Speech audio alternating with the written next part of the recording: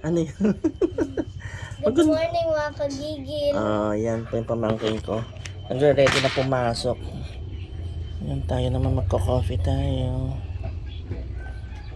Kala ko gatas. Hindi, coffee making. Ang dami. Tapos na exam nyo. Kumusta naman? Tapos na yung Pilipino. Wala na kayong exam ngayon, di ba?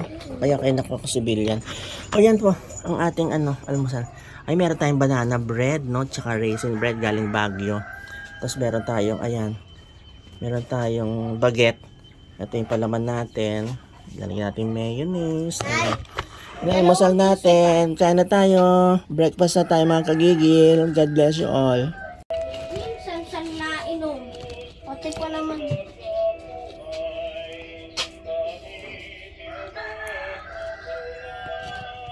Ano kayang gagawin nyo ngayon, ano? Dati bakit kapag umaga, bakit yan yung kinakain mo? Oo, wala lang. Trip.